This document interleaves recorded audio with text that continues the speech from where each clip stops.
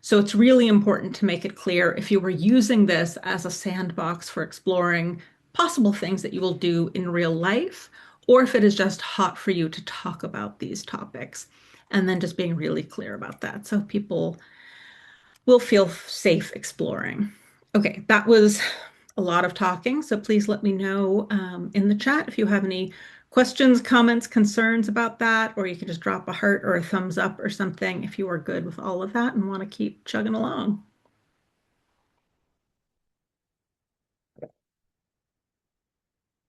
All right, seems like everybody is with me. Feel free to keep dropping questions at any time, though. Okay, so you're going to get a link in the follow-up email for a fairly lengthy Dirty Talk article that I contributed to and I'm quoted kind of a lot in, but I wanted to bring a few of those into our slides and talk about it. So for a lot of folks, again, I think I'm all for sort of worksheets. I'm even attaching one. You can get into a lot of detail about what your negotiation is going to look like. But if that is daunting for you, here are sort of a few examples of how you can sort of start softly sliding into some of your negotiation. So the first one is just FYI, I like being called strong and capable in bed, and I hate any words that could imply I'm not all muscle. Do you have any adjective preferences you want to share? And this could go really well with what I mentioned before about, compliments like thick not landing. You could say, FYI, I'm a little insecure about my body, or like, gosh, I grew up in the 90s and 2000s with a lot of body shaming. So, well, I know you might mean things like thick or curvy as compliments. It doesn't land like that for me. Let's focus on other parts of my body. Examples like that. And like I said, you want to get kind of specific with things like name calling. So here's one where you ask the question, but also give examples. Are there any names you like being called in bed, like baby or slut or daddy's girl? And then it opens that conversation. And like any negotiation, it can be really helpful if the negotiation is happening separate from when the play is going to be happening. So if you're just going to, exchange a couple of words and slide right into that, I can't stop you. But I do think it's helpful to have sort of a more comprehensive negotiation first before you start doing this sort of play. And then you can tweak it over time. You've had sort of a major ground rules talk, and then, one or two things comes up right before play. And then there can be some sort of post-play debrief. Certainly in the moment, if somebody ever says anything that is offensive or hurts your feelings, you can always say something about that in the moment. But for stuff that you don't feel as strongly about, it can be helpful to wait until the moment's over, maybe wait until the next day, and do a little post-play debrief where you say something like, hey, when we were dirty talking yesterday, that was really hot. I wanted to say that I loved the way you were giving me compliments. The way you talked about my body made me feel really beautiful. But when you said daddy's girl, like that doesn't really work for me. I don't really like mommy and daddy talk. So next time, could you say slut instead? So something like that. Again, if it doesn't have to be fixed in the moment, it's not triggering you, it's not completely ruining the mood, you can always mention something like that later, so that you can sort of fine tune things before the next time you play. Our next example here. Before we begin, I want to let you know that I find doggy style and any references to it to be triggering. I'd like to keep that out of our play. Do you have any triggers? We have another one. I like my genitals referred to as my click or cock, and my chest called my chest. Do you have any words that you do and don't like for your body parts? So something else you might notice in many of these examples is that they share something vulnerable and then ask a question. And this is a really great technique because when we offer something vulnerable first, it can make it easier then for the other person to share some vulnerability in response. So I really like this idea of like sharing something and then asking a question. And also because you have just shared, it also helps set the parameters for what kind of share you are thinking of. So like in the top one, do you have any adjective preferences you want to share? So that can help someone sort of dial in on, you know, more specifically, like not just like every word in the English language, what do I like or not like, but like what in particular works for me or doesn't when it talks, with description words about my body, something like that. So I can narrow it down and help you think of ideas. If you just said like out of the blue, I'm like, hey, are there any names you don't like being called? And you'd be like, gosh, no, I don't care. Because oftentimes we think sort of what we think is obvious is what everybody else thinks is obvious. So for a lot of people might think something like, oh, dirty talk. Yeah, you're gonna, call me a slut and a whore and dirty and sure, that's all fine. And then the person launches into like, oh, you pig bitch or something. You're like, whoa. And again, it's you weren't wrong when you were like, oh no, do whatever. But part of the problem is that our imagination just doesn't always include all the things that the other person's imagination might include. And so it doesn't always occur to us that we should even take certain things off the table because we didn't know they were on the table. And so that is one of the ways it can be helpful, like our comedy said, to just start with phrases that are pre-approved. So instead of saying anything is fine or anything except slut is fine, instead you could say, these are the 5 terms that I think are hot. Any of these 5 are acceptable. And just provide a limited menu for the other person to choose from. And as time goes on and as your interests change, you can always decide to add other things to the menu. But sometimes it is really safer and easier just to sort of start with that limited menu rather than just letting people's minds run wild because we just don't know what's at the top of somebody else's list. Someone is saying, the body part thing is so important because as someone who is gender fluid, referring to my AFAB anatomy called by their actual names can cause dysphoria. Absolutely. So with a lot of this stuff, you just never know. Something can be anything from causing dysphoria to being triggering to just being kind of a turnoff. But all of those things absolutely need to be honored. And again, in some of these instances, if you get it wrong, that might be putting an end to all play for that night, to that week. If this is a new hookup, maybe it's the end of the relationship.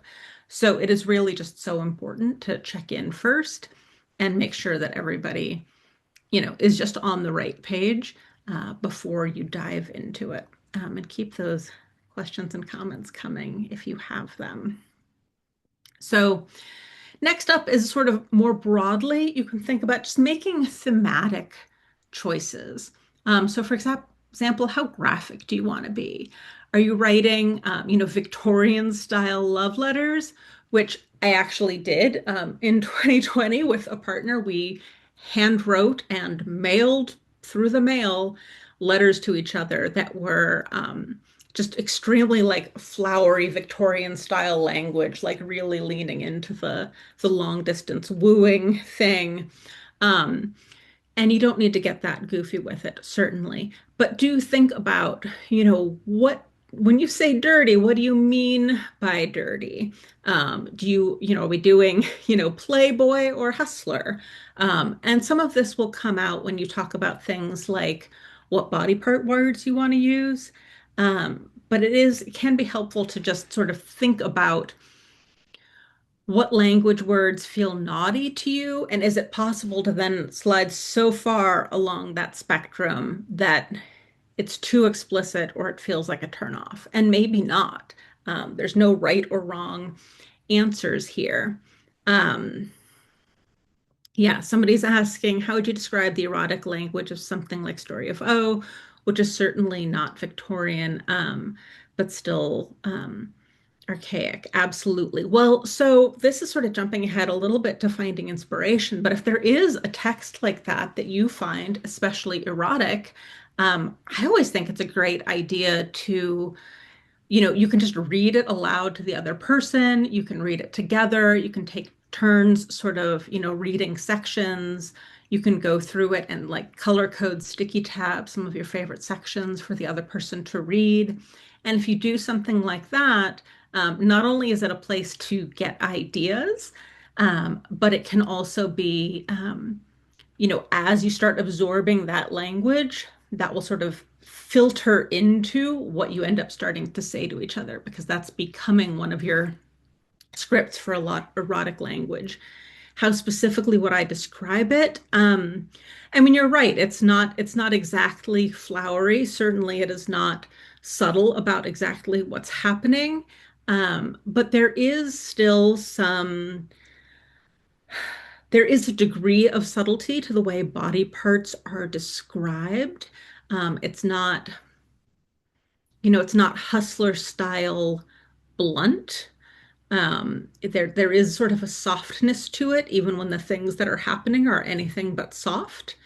So yeah, I don't know if there's like a specific word that would explain what someone wants from that. If anybody else has an example, please say so. Well, there you go. We're going to have to learn French um, to understand it in the original.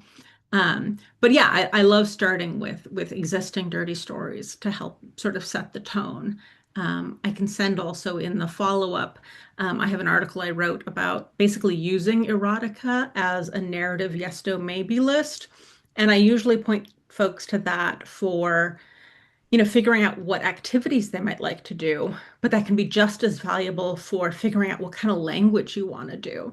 I really like anthologies specifically for this so that you get a variety of different authors because they're going to have different tones, different styles, different word choices. And again, I like getting those like color-coded sticky tabs like you might use if you're in college. And you can just, go straight up green, yellow, red for yes, no, maybe, or you can get, have even more options if you want to. But go through there and think like, oh, it had never occurred to me, to call genitals this, but I really like this, or I really hate this, and to sort of sticky tab them. Um, Someone is saying, I hate calling what's between my legs a pussy, but I don't mind someone else referring to it like that. Um, if it's a femme day, I just get poetic when describing myself. Absolutely. Um, yeah, there was a person I'd been flirting with for a while, long distance, and the first time we were in person together, they said to me, "Can I kiss your flower?"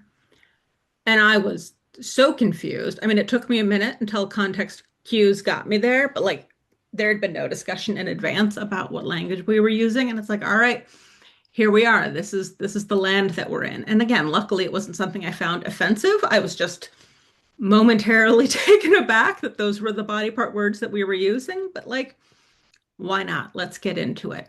But yes, I think doing it in advance is very helpful. And we have somebody for says, if you want Victorian, try autobiography of a flea.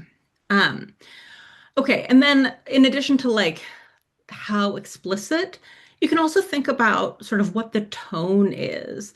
Are you being very serious? Are you being playful? Is there teasing?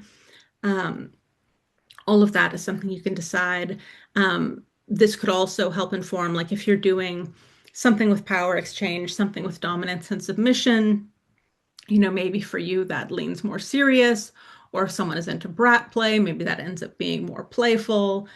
But this can be something to discuss in advance also, because if one of you is trying to be very serious and is also maybe insecure about it, and the other person is responding playfully, they might feel like, they're being made fun of, you're teasing them, or you're not that into it and you're passing it off as a joke. So again, this is just one more thing. It's really helpful to discuss in advance to make sure, folks don't get their wires crossed, somebody isn't, having their feelings hurt. So I sent y'all a worksheet that you can play with if you find it useful. And I will send that again in the follow-up email.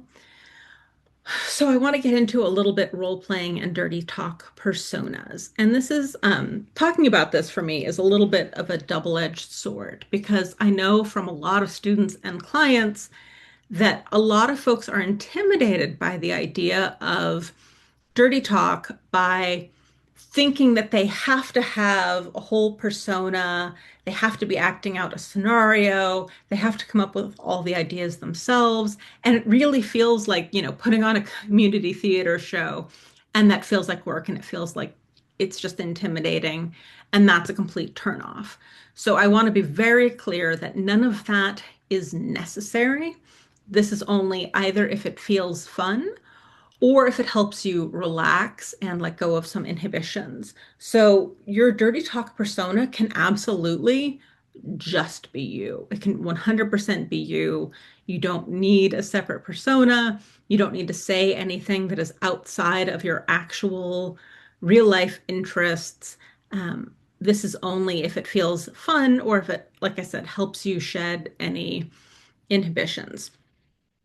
So you can try having separate character names.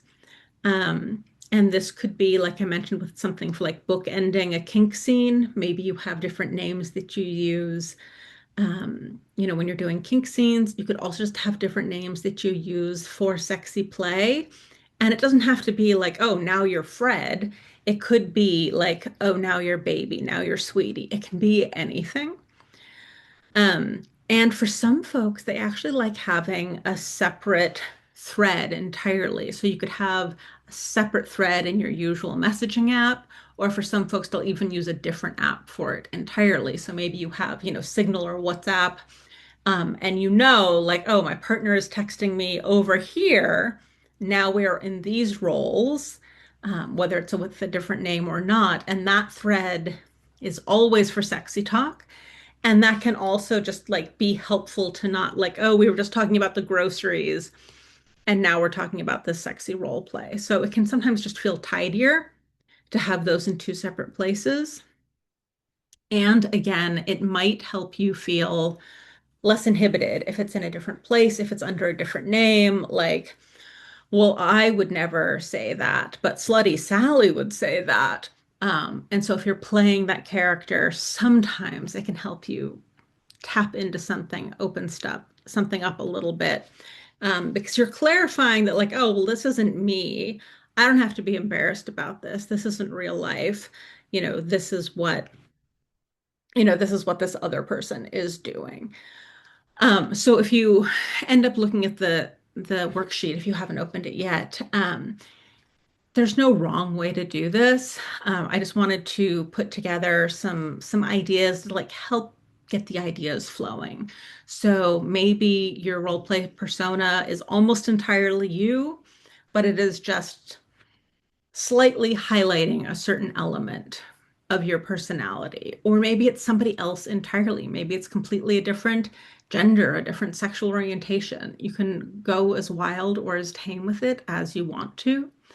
But within that, thinking, what are this person's erogenous zones? What are their favorite names to be called? One of the questions in there is like their theme song, because sometimes that can help you think like, oh, like get into the mood, get into the role. This is something I've often done when I'm performing is, have a certain song I'm playing on repeat, while I'm doing makeup or something for a role, because it helps me get into that persona. So you might find that useful or you might not. Again, all of this is a matter of take what you can use and leave the rest. There's some check boxes there for thinking about, are there certain topics you want to talk about? And if so, do you want to talk about, giving them or receiving them? All within the negotiations we discussed of making sure that you're very clear in advance whether this is potentially a negotiation also for real life or whether this is for dirty talk only. Okay, we have a couple of comments here. I vet people before play. I have to be with someone who knows that sex with me is never serious. I like to tease and laugh with the person and a pre-negotiated brat as well. Yeah, I am a big proponent of laughter in the bedroom, in the dungeon, laughter everywhere. And yeah, I would have a really hard time being with somebody who wasn't open to some laughter because I really can't help myself. Yeah. Um, oh, and we have a dirty talk example here. Nice. Nice. Yeah. And if y'all want to workshop any language, try anything out, by all means, drop it in the chat. This can be sort of a great little space to get brave saying some things in front of strangers. So feel free to use this for that as well. Does anybody have any questions, comments, thoughts about the idea of having a Dirty Talk persona or a role play persona, or any questions from the worksheet if you've taken a look at it?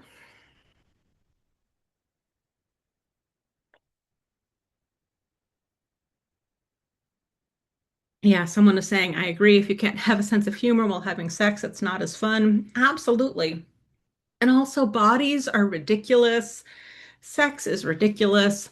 Something goofy is bound to happen at some point, and I think it is so helpful to just be able to laugh at it and carry on rather than being absolutely mortified. And everyone is starting from a different place. Like, I'm not saying it's impossible to embarrass me, although it turns out it's a little harder than average. But everybody has something that brings things to a screeching halt for them. But I do think being able to laugh about it can be really helpful. Um, One of the things that I've suggested to clients, and I think it's even in my first book, is this idea of setting up role play scenarios that cannot help but be ridiculous. So if you're someone who has a harder time being playful, laughing, feel like it's a failure of sexiness, I often suggest um, yeah, a scenario that has to be silly. I think the one I used in my book was like one of you was a car and the other one's the mechanic. Just something that like this can't not be goofy. Like maybe you'll also be able to find some sexiness in it, but it's gonna be goofy and somebody is gonna fall over or laugh or just say something so ridiculous that you'll crack up. And so that can be also sort of a safer way to introduce, hey, this is silly, this is funny, and that's fine. And doing something where laughter is the goal can sort of help break the ice a little bit and make it clear that, hey, laughing in the bedroom, laughing during sex is totally acceptable. Okay, let's talk about some icebreakers. I have a quote here from Nina Hartley. Don't tell them what they want to hear, tell them what they need to know. Talking about, again, using dirty talk to convey valuable information, using it as ways to give and receive feedback, ways to affirm consent, and to, keep activities going. So I know for folks who um, offered some questions in advance of class. Icebreakers was one of the questions that came in advance. So here's one example that I really like for that. And this works equally well if you're speaking in person or if you are sexting, but starting with memories of past encounters. And you're going to see an actual example of this on the next slide. But it can be anything from like, oh, last time we were together and you did X and Y, and that was so hot, and I would love to do that again. So sometimes, again, people often think, I don't know what to say, because just pulling fantasies out of thin air, spinning stories feels stressful. But sharing memories can be really valuable because the whole story is already there. You remember what happened, you remember what you did. So you can just describe, like, oh, last time, you slid onto my lap and I pulled your shirt off, et cetera, et cetera. And just describing it and just hearing it out loud. For a lot of folks, just hearing the words is sexy, reminding how sexy it was when it happened, how y'all felt, can help bring that mood back. Excellent. I love that we're getting some silly, dirty talk examples in the chat. Feel free to keep them coming if anyone feels compelled by that. Another couple of examples to sort of take some of the stress out of what to say. Just describe what you're seeing. So, what is the most, again, if you were writing, and a character walks into the room, oh, you look amazing in that slinky dress, and I love the way it hugs your curves, and I can't wait to slip that fabric down off your shoulders, right? So just using what are you seeing and weaving in compliments, weaving in what it's making you think of. Another great way for that to do that is just to narrate what you are doing.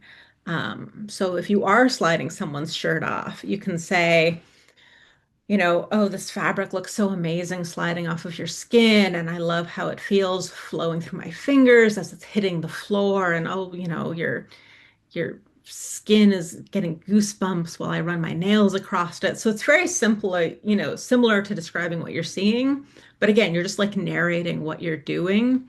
And you can also sort of turn this into a pattern that includes asking questions and provides an opportunity to get that ongoing consent. So, I've done this specifically with things like, pantyhose or stockings, I love how those stockings look on you, but also I just can't wait to get what's underneath. I'd love to rip them off of you. Would that be okay? Right. And then you have to actually wait for an answer because, like, if it's someone's favorite pair or they were really expensive, maybe they don't want them ripped off. Right. So you pause and check in. And then if you get a yes, then you can do that and then do the next thing. Um, and that's another really good sort of icebreaker or trick is asking questions. So oftentimes with when two people are playing, oftentimes one person is the um, more confident with dirty talk. And so you can set something up so the person who's more confident or comfortable does more of the talking, but also asks a lot of questions to make sure the other person is having a chance to participate, make sure that they're checking in, that they're still enjoying it. I'd love to do X, Y, and Z to you. Would you like that? And they say yes. And then you could say, um, um, well, then ask me for it, right? And they'll say, oh, please rip off my pantyhose, right? But then they don't need to think about what they're going to say because you just told them what to say. Oh, you like that? You want that? Ask me for it. Ask me for more. So you can have one person sort of driving the talk and driving the banter if that's how it works out. Um, okay, we have someone saying, as an erotic writer, they can flirt in text, but trip over the sentences the moment they try to talk. I mean, this can also be a good idea to spend some time sexting before a date, maybe even using sexting to, negotiate some of your activities. And then in the moment, maybe there is a little bit less talking. Or if you've already spelled out this whole fantasy via text, it can be something then that you refer to, like, oh, remember when I said I wanted to do XYZ to you? I really want to try that now. Like, oh gosh, you look so, I was right. You do look good against my sheets, or whatever the thing was. So that's something that you can play with. And I did touch on this a little bit already with asking questions, but this sort of tease and denial banter can really work. You can make a game of it, saying, they have to ask for everything. So, please kiss me here, please touch me here. Nothing's going to happen until it's asked for. But again, the things can be very simple and it can be what's actually happening. So similar to the narrate what you're doing, you don't have to have elaborate fantasy creativity. You can just either narrate or ask for the kind of sex you would normally be having with this person, whatever it is. Let's turn off the lights, let's get under the sheets, let's do XYZ. There is nothing that can't be erotic, that can't be intimate if you want to make it that. So let me know how all that's landing for you, and we're going to get into some actual text examples next.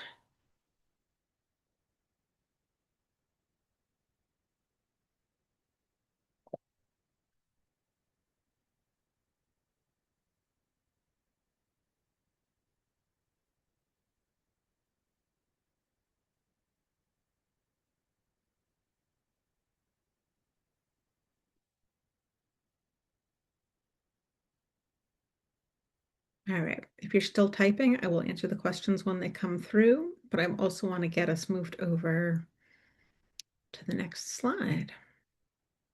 So I wanted to give you some examples of what some of this might look like in practice, whether you are dirty talking in person or sexting. So it can be really helpful to start slow, ease into it. So this first one that I have, I keep thinking about the last time we were together. So this could work either after you have gotten consent to do some dirty talk, or because the next question I have here is, do you want to know what I've been thinking about most? It can also work as your ask. So this is an example of how you can sort of in the right tone or in the mood that you're trying to set, also set up a check for consent and a check for is this the right time?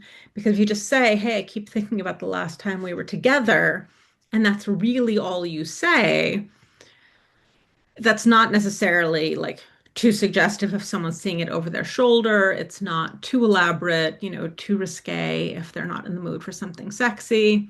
And then following it up with, do you want to know what I've been thinking about most? Again, that doesn't necessarily say you're going to get super explicit, but it is flirtatious enough that hopefully somebody, gets the idea that like, oh, this is going in a direction and they have a chance to say yes or no, or I would love that, but I'm in the middle of, a work thing and hey, can we pick this up in a couple of hours? Um, yeah, and someone saying written negotiations can work. Yeah, I think written negotiations are the way to go for a variety of reasons. I think it can be really helpful to negotiate by text, by email, because it can just be easier to think of everything when you're not face to face and when there's no urgency. So if you can, you have a date on Friday and you start texting on Monday and really have a chance to build anticipation all week, negotiate all the details. Maybe some of that is in the form of dirty talk. And then you have a record. If you're like, oh gosh, I don't remember even what I said I was going to do. What do I need to prepare? Am I putting out candles? And you can go back and look at that. Absolutely. So I definitely suggest also that, especially with sexting, but even in person, I think it can be really helpful to be descriptive. So my next example here is, I love the way your hair slid through my fingers and the way you pressed into my touch when my nails grazed your scalp. So one of the things that I like to do here is, you want to bring the memory back of the activity that you're talking about. So little details, your body's pressing together. I did this, you did that. Here's what it felt like can help sort of, you know, paint a graphic picture. And again, using some of the feelings words, what's hot about this? You were so responsive. Your reactions really turned me on. So this is another thing that's really important is that it's specific to the person in some way and makes it clear that, you know, that it's a two-way street, that like you're both required to be part of this. And it's not just, some sort of like turn on vending machine, but that something about the other person's participation is part of what makes this hot. And then here we have an opportunity to include more questions. Are there other kinds of touch you would like to explore?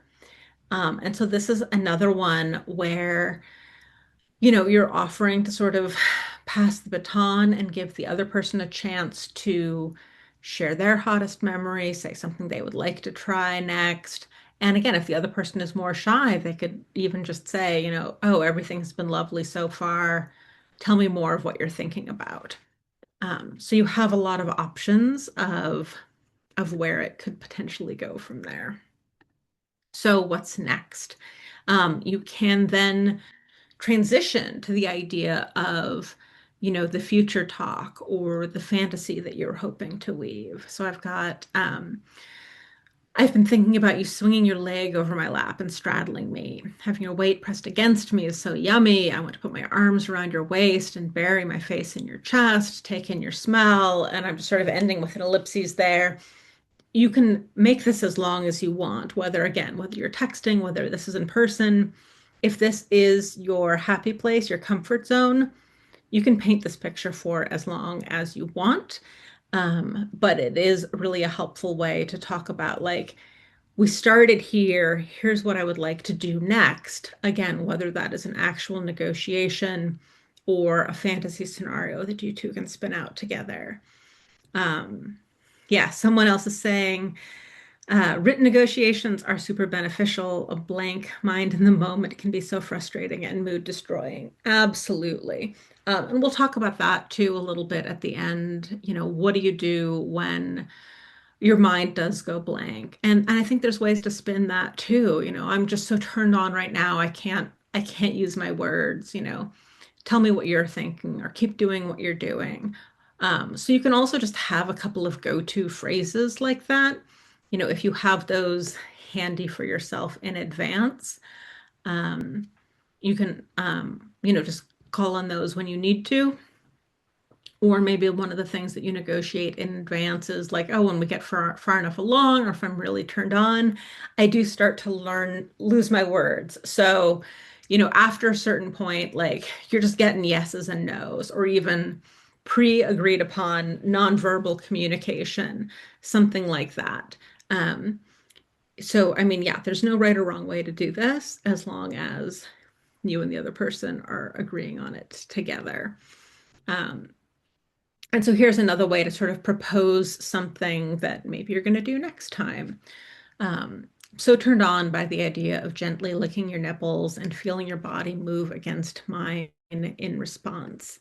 And then, of course, more check-ins and questions. Does that idea turn you on? So continuing to again, every couple of statements, every couple of phrases, some kind of a check-in, especially if the other person isn't, actively participating, saying something after each line, checking in. And again, making sure like the prompting is working because they're a little shy or they have fewer words, and not because, they're phoning it in or playing along or they're not as interested.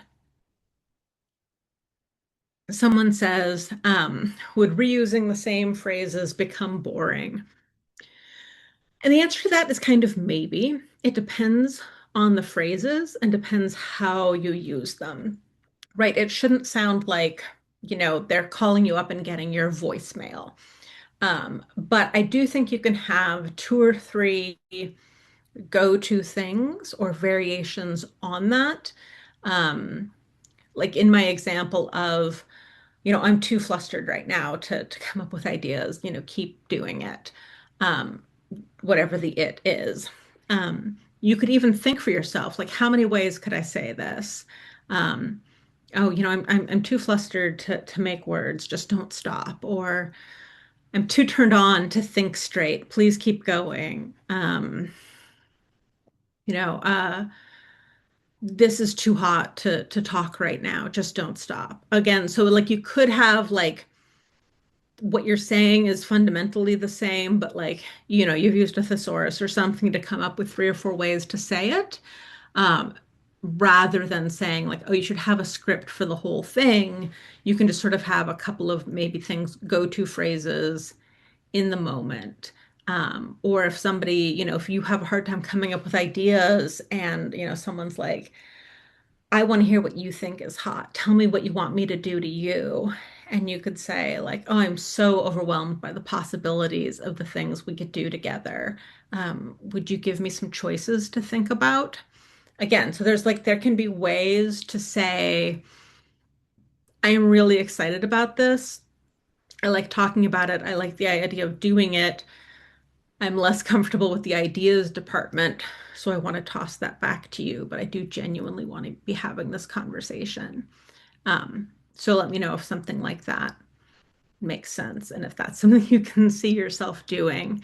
But also, a lot of folks just like hearing, their partner, again, express desire, express enjoyment, express enthusiasm. Some people just want to hear the dirty words out loud.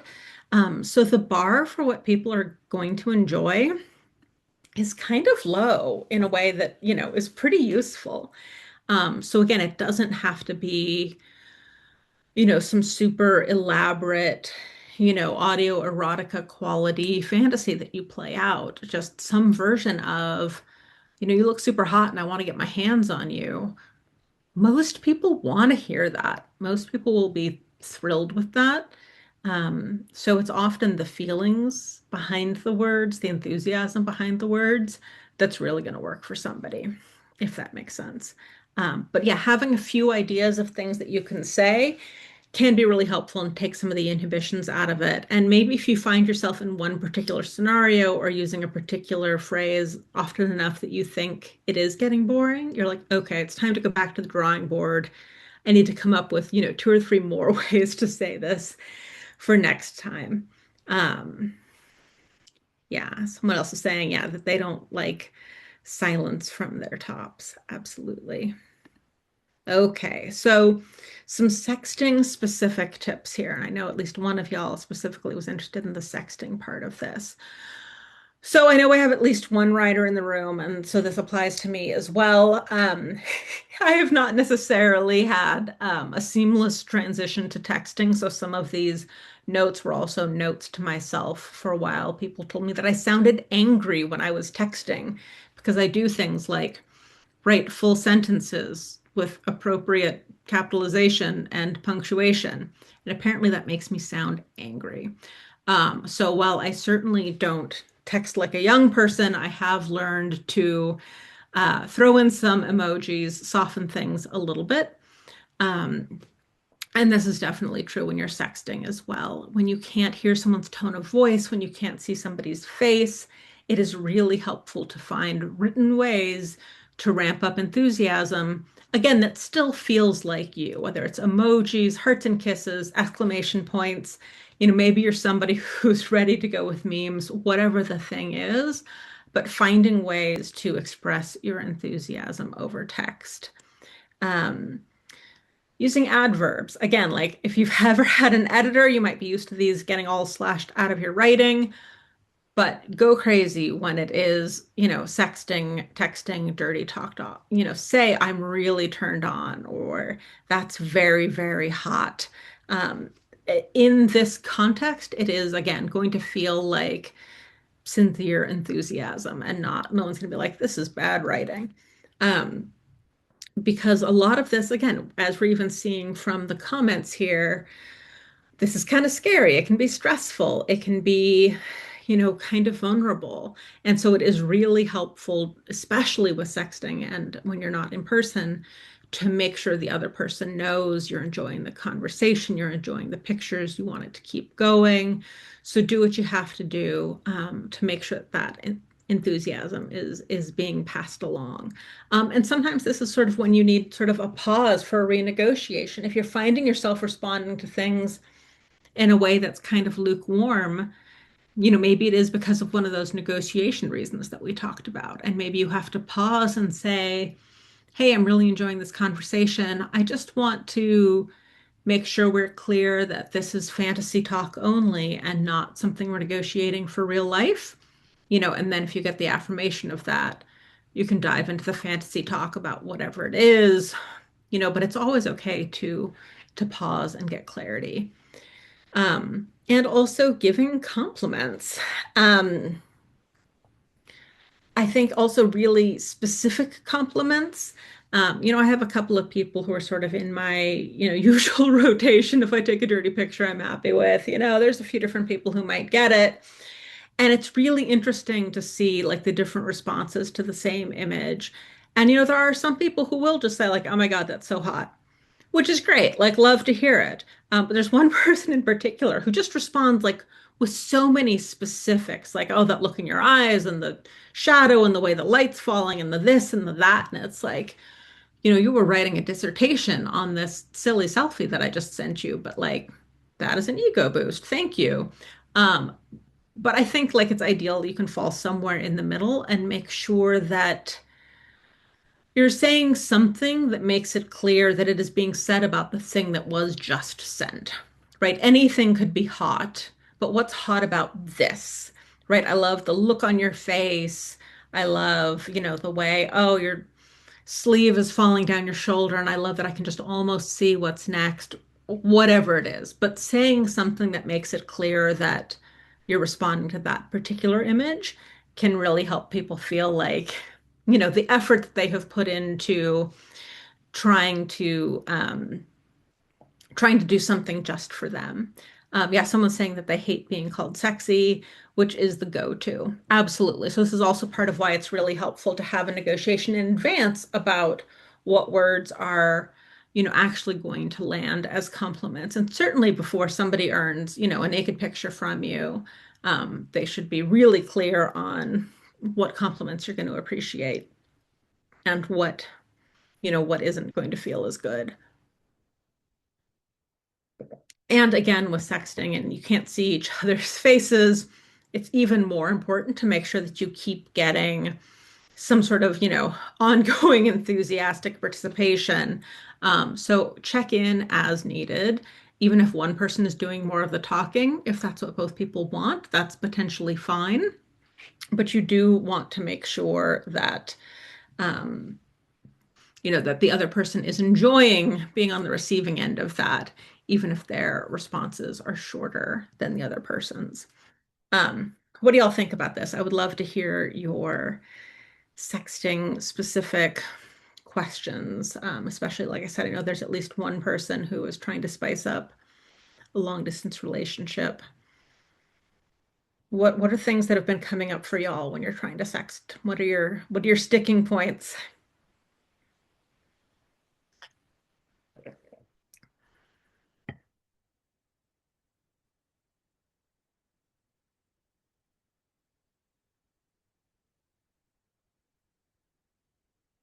Someone is saying, might be a silly question, but what if I don't really get turned on by pictures?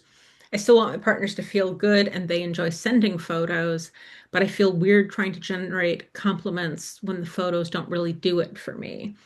Yeah, absolutely. I would be curious, like if that is something that you have shared, that the pictures don't really turn you on. I think it could be really helpful to say, hey, I do appreciate that you enjoy sharing photos, and again, if this is true, and I'm happy to see pictures that you have taken for me, but what turns me on the most is, and then tell them whatever that thing is. I really like hearing about your fantasies or hearing your memories of our time together, hearing what you want to do next. So, I mean, when all else fails, I do think like honesty is the way to go. Um, but I think there's a could, if you do still want to, if you want to still receive the pictures, I mean, again, I think it's fine to just say, this isn't my jam, I don't want this at all. But you were saying, you know, they like doing it, and so you want to validate that. I think you could find a way to validate it that isn't lying. So the picture doesn't turn you on. Okay, well, is there something that you do appreciate about it? Like, wow, I really appreciate that you are sharing such a vulnerable image with me. Right. So you're not saying this turns me on, but is there an honest thing that you appreciate about them sharing that with you? Like, oh, I really appreciate that you feel so comfortable with me that you could share such an intimate photo. Right. Again, only if it feels true, but I wonder if there is a thing that you feel that is genuine that you could share, even if that thing isn't arousal. Um, and maybe there is even a way to make this a game. I mean, this is something I like to do, especially with folks who I have a predominantly long distance relationship with. I like giving sort of photo-based assignments as a way to make this more interesting, right? Like for one thing, I don't think a close-up image of genitals is particularly interesting to me. Like at a minimum, I want to see the most of somebody's body. I want to see their face. Um, but like for someone who, maybe I've been seeing naked for 10 years, it's like, welp, I know what you look like naked and you are very attractive, but also like I've seen it. I like making it interesting. And I like providing prompts because I don't want to get, again, like the millionth like bathroom selfie, right? So I will often give prompts that say something like, send me a photo that feels really intimate. Send me a photo that emphasizes your curves. Um, Send me a photo that um, highlights a part of your personality that you don't think is usually on the forefront. So, like, I don't know, this is fun for me and some of the people that I play with. And so there might be a way to, maybe intellectualize some of the photos in a way that could feel interesting and compelling for you. And again, if it's not your jam, that's totally fine. And maybe some of the rest of you too could just like take some inspiration out of the idea of sort of these photo assignments. Also, for the folks who are talking about long distance relationships, I do also just really like this idea of assignments or the the idea of having play that drags out the time. So, um, I might tell somebody, again, if as a writer, luckily a lot of my sexting buddies are writers too. I might even say like write out a fantasy of what you would want to do with me, or write out a scene that you would want to do, or so something that then they're sitting there for, I don't know, 10 minutes, an hour, 2 hours doing this thing. So they're engaged in this erotic idea for all of this time, and then they send it to me. But it's sort of stretching out that time by sort of like giving and receiving assignments. Okay, so that was a long answer. Um, Someone saying, what tense to use, past, present, or future for sexting? Um, Great question. I do think that depends in part what you're talking about. So, for example, I think it can fit the discussion. So, in the example of like we're going to talk about what we did on our last date. Oh, last time you were here, when I did this, and then I did that, and then this thing happened. So maybe that's in past tense. Or if you're describing like, hey, when we get together on Friday, I want to do this, and then I'm going to do that. So maybe that's future. So I think it just needs to line up with what makes sense for what you're doing. Or sometimes when you are sexting, maybe it is very much a real time. Like if you're, both touching yourselves while you're sexting. So maybe you're even telling the person, like, slide your hand down your pants. Now do this, now do that. So maybe in that instance, it would be present tense. So yeah, I think just align it with the subject matter. But also, luckily, no one's coming through your sex with a red pen. You're not going to get a grade. So don't worry about it too much because that's probably not what the recipient will be focusing on. Someone is saying it feels silly to have trouble wanting to do it after being with someone for a while. It's hard to get it going out of nowhere. Absolutely. So I think it can be really helpful when you're trying to do something new or change something up significantly, to just sort of be clear that like this is a new, different thing that we're trying.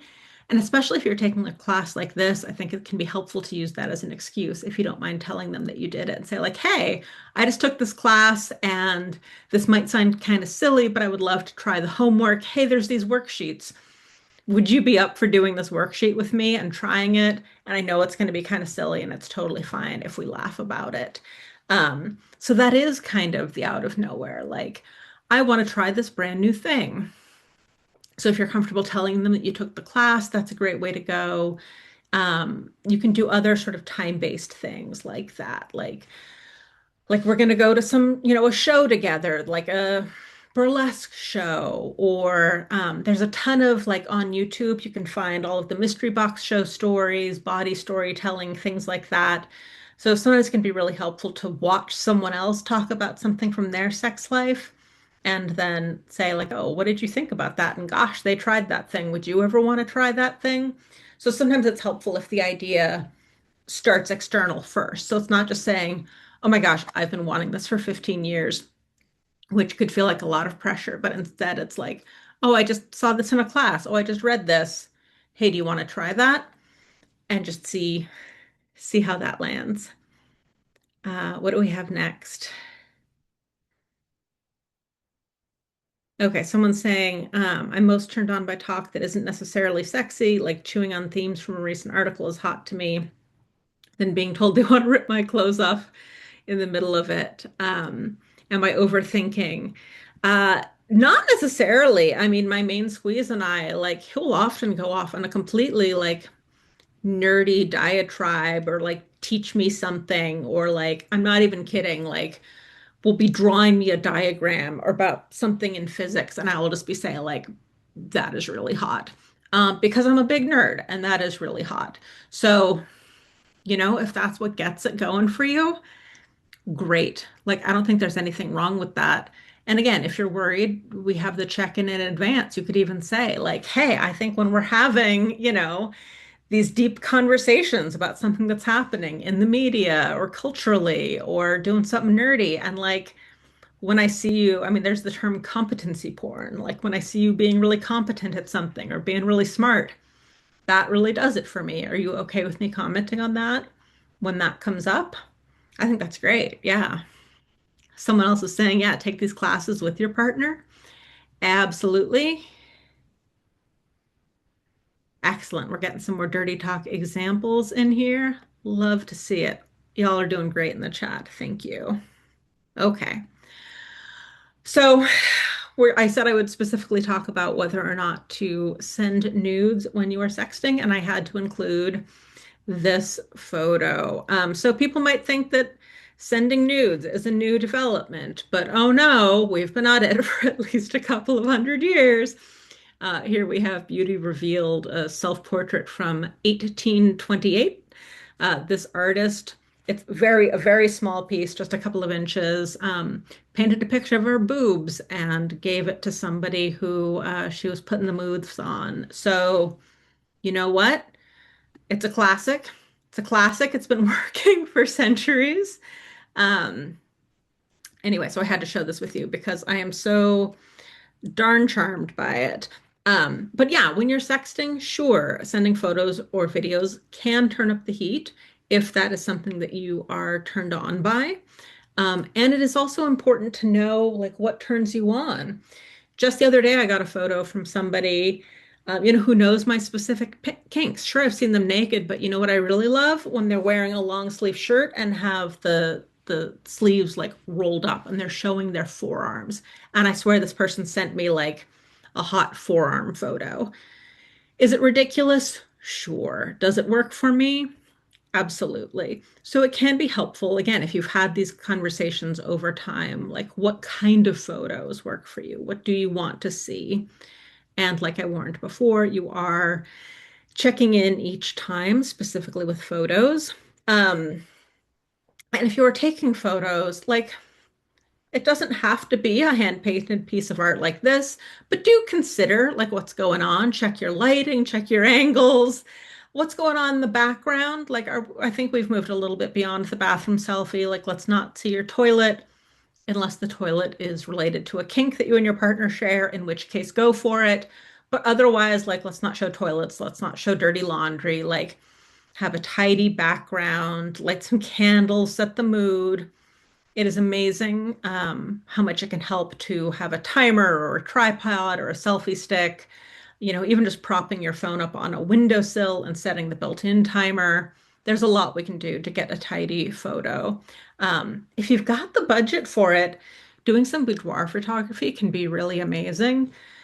Not just so you have photos to share with somebody, but they can be a heck of an ego boost because the folks who do this for a living, they will find, the angles and the views and the lighting that make you feel good about yourself. And I think, quote unquote, flattering is overrated. I think all of that, perpetuates, stigmas about bodies and like mainstream, body type approval, etc., which I think is all crap. And also, I think all of us sometimes just, want to see what we look like in a pose that a professional photographer knows works well on camera under some good lighting. So if that's something that you can do, great. It could even be a project you do with a friend, with a partner, get some photos that you feel good about. That can be, it can be a nice ego boost. But also, do keep in mind that things that get shared sometimes don't stay private. So don't share anything if it would ruin your day, ruin your week, ruin your year if it got reshared. I mean, obviously, it is a horrible breach of consent if somebody does that, and I hope none of us ever has to experience that. But I do just want to say, never send something, and even if it's not the person breaking your trust, phones can get hacked, the cloud storage can get hacked. So don't put anything out into the world if it would make you very sad if it ended up getting out. I'll just put that caveat out there. Okay, I promised we would talk a little bit more about inspiration. So again, I maybe am a little bit biased as someone who has written erotica, but I think just starting with reading erotica aloud can be really helpful. You don't need to come up with any of the ideas that way, but you get to say all of the dirty things to the other person. It just helps you get used to, using language, talking out loud in the bedroom. Um, you can also just use the dirty stories for fantasy inspiration for yourself, or like, oh, I'm going to tell a version of this the next time we're playing, or this is a scenario I would like to use. You're not into reading, that's fine. You can describe dirty pictures that you saw or a scene that you saw in porn. Back when Tumblr had more dirty content on it, I used to do that all the time, just find some dirty picture and let that spark a whole idea for a scenario. And also just tapping into memories is really valuable for this as well. Just ask somebody, what's the hottest thing you ever did? Or what's the hottest thing you ever saw?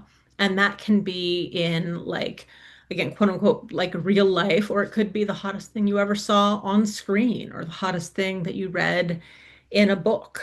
But just like mining our personal experiences, mining our memories for ideas. Um, Someone says, do you have recommendations for smut that isn't too cheesy or poorly written? Absolutely. I will drop in the follow-up email some recommendations. Shebop sells a bunch of great erotica, so I'll make some suggestions.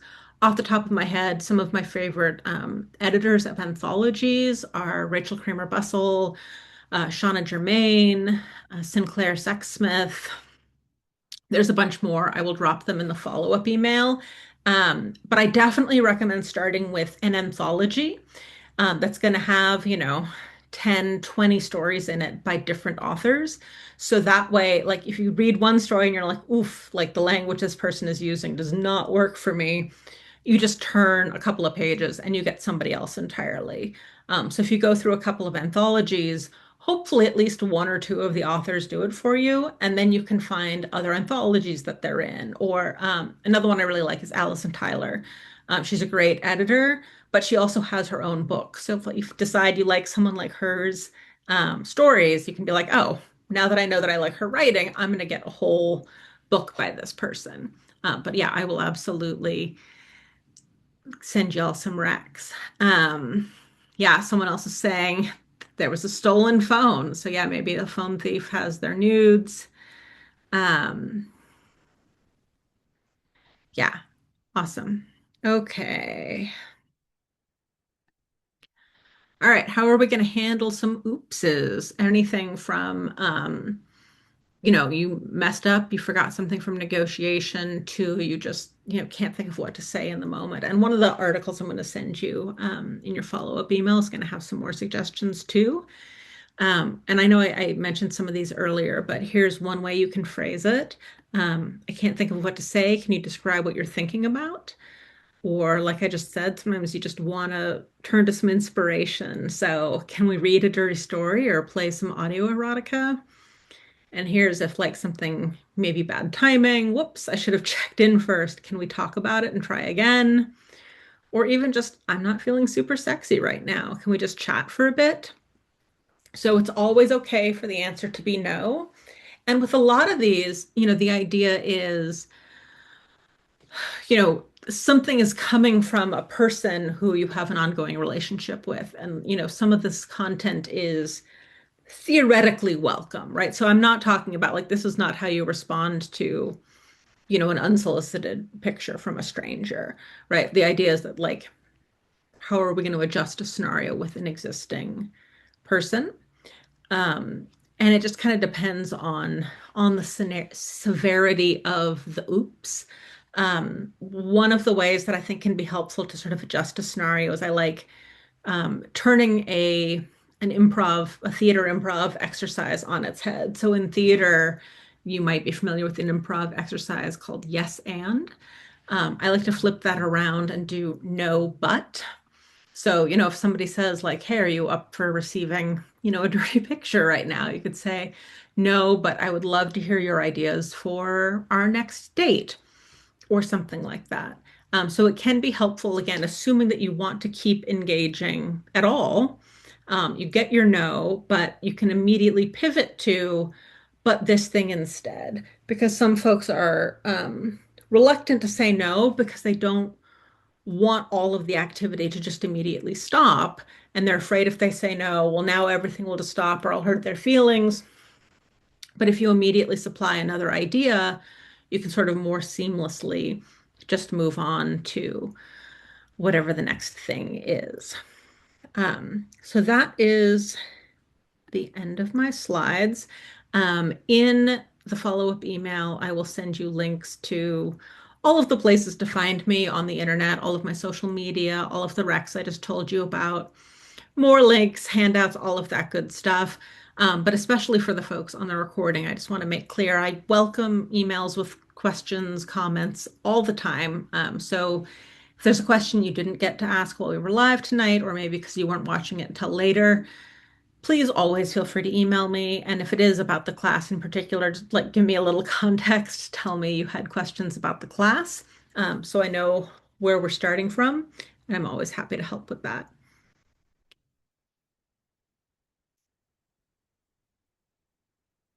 Okay, I've stopped sharing my screen so we can just have a little bit of friendly time before the very end of class here. We've got just a few more minutes here. So I would love to hear what questions you have about anything or anything that we talked about, or something you were curious about that we missed entirely that you would like to get into. What do you got?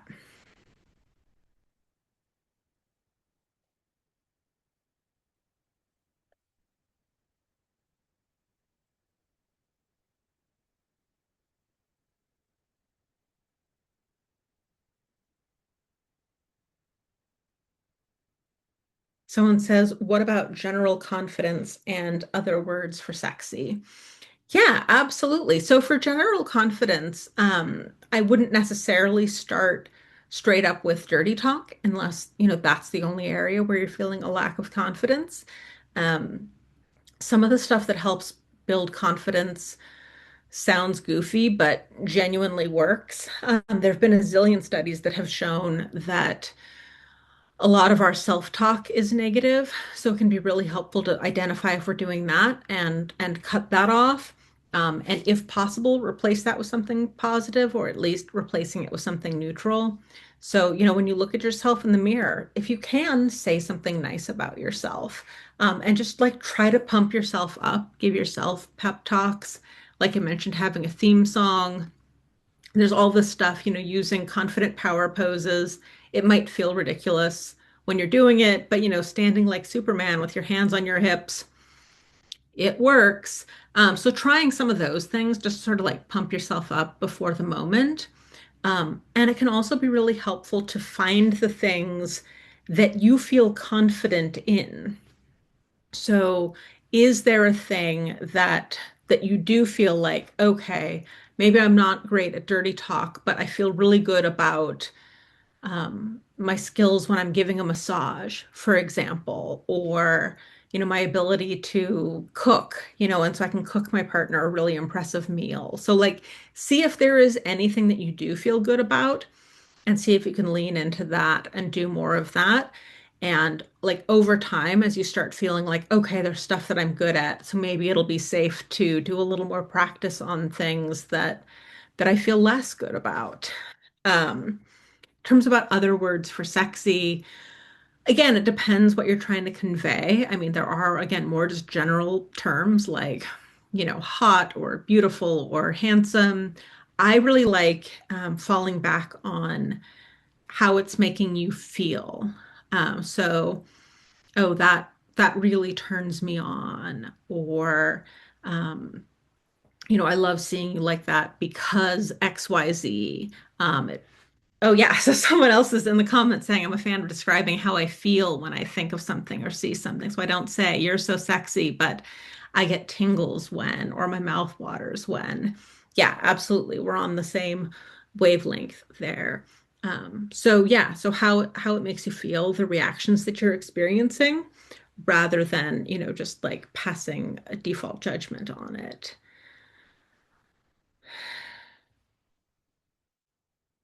Um, okay, I'm reading the comments.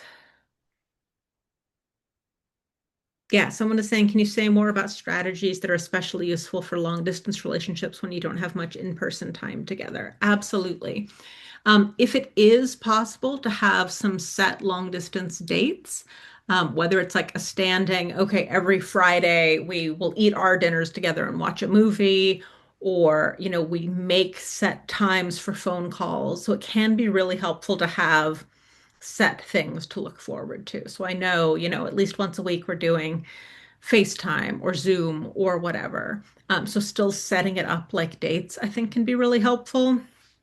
I am still very much in favor of good old-fashioned mail and finding a way to make that interesting. Handwriting letters, and again, going really old school. Maybe put a little bit of your perfume on it. Maybe, you kiss it with a lipstick print. I've done collages, in letters, finding interesting stationery, because then, like, each one is a piece of art, but also the time that you spend making it is time that you're thinking about that person and spending on that person. And then when they receive it, they're receiving like, oh, this is a handwritten thing. This is something the other person put thought into, spend time on. And sometimes there's cute little things you can include in that. It doesn't have to be a ton of like expensive gift giving. But are there little souvenirs from throughout your day, some cute little thing you saw that you can send so that you still like physically have something that the other person touched? I mentioned assignments. So doing things where each of you have something you can focus on for a longer period of time. So that can be sexual assignments, like I mentioned, uh,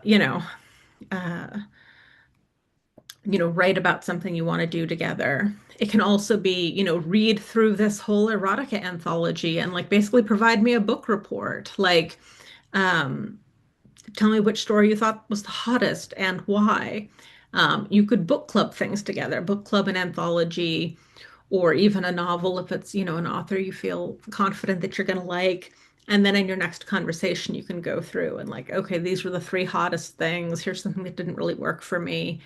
But things that you can do that take more time on each of your parts separately. I mentioned the movie night date. You can still use tools like Netflix Party to watch a movie together.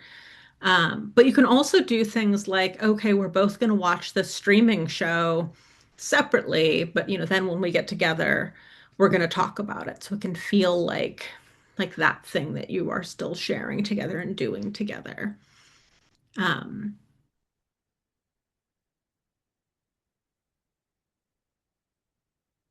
yeah, more talking about sending gifts. That's great. Awesome. Let me know if that's landing with the long distance ideas. And also, if you need even more ideas, you're certainly welcome to email me as well, and we can have some specific question and answer there. Okay, I think we are at time, but I'm not going to cut it off. If anybody has any last burning questions that they want to make sure that they are asking. So I'm going to go through my little closing spiel, but if you're still typing a question, that's fine. I will still answer it when it comes through. But I do just want to say thank you all so much for coming this evening and being such a great audience. You are going to get an email from me in just a little bit. It will include a link to the recording, which you can view for 7 days. It will include some follow-up resources, and of course, it will include a link to the eval form. Super helpful for me and for Shebop if you fill that out, so we know what's working for y'all, what you would like to have done differently, what you would like to see more of in the future. And we would certainly love to see you in upcoming classes. We've got a great lineup coming up in 2026. Does 7 days mean starting tomorrow? 7 days means starting tonight. The link will go out in the next couple of hours as soon as Zoom is done processing the recording. So it will be like to the hour because Zoom just calculates it themselves. Yeah. Oh, someone's mentioning the Obedience app. I am not familiar with that, but I'm going to look for that. All right. If there are any more questions that we didn't get to live, do feel free to email me and I will do my best to answer those by email. And again, yeah, hope to see you all in future classes. Have a great night, everyone.